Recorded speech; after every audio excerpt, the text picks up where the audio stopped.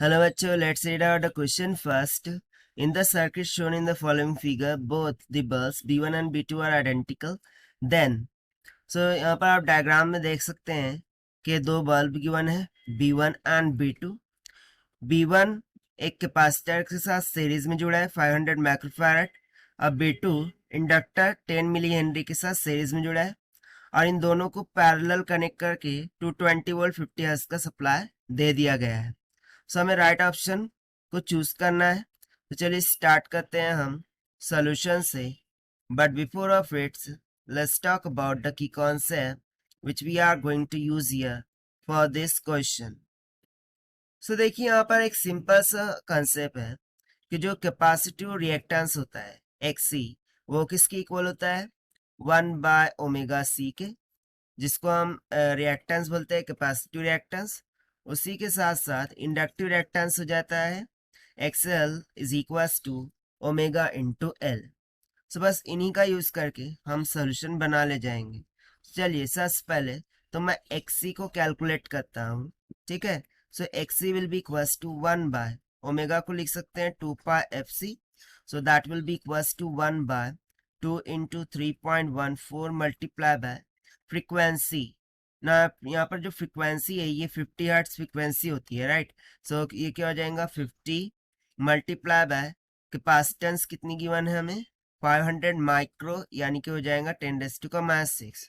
सो मुझे XC कितना मिल जाएगा सिंप्लीफाई करने के बाद 6.366 ओहम की इक्वल.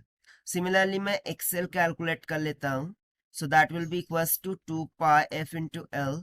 ये हो जाएगा 2 इंटू 3.14 इंटू 50 इंटू कितना है 10 मिली हेनरी है. सो 10⁻³ से मल्टीप्लाई करना होगा. सो ये कुछ निकल के आ जाएगा 3.14 ओहम की इक्वल. ना ये रेजिस्टेंस मैंने क्यों कैलकुलेट की है. सो ये बहुत ही इंपॉर्टेंट रोल प्ले करेंगी हमें राइट ऑप्शन को चूज करने में. सो देखिए, सो यहाँ पर आप देख सकते हैं कि कैपेसिटेंस का कैपेसिटी रिएक्टेंस ज़्यादा है as compare to the inductive reactance. ठीक है. और जैसा कि ओहम्स लॉ के according V is equals to I into R होता है, I is equals to V/R होता है. मैं पोटेंशियल को यदि कांस्टेंट समझूं so I will be direct inversely proportional to the resistance.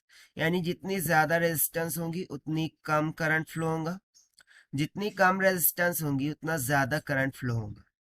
सो इस पॉइंट से हम क्या क्लियर कर सकते हैं.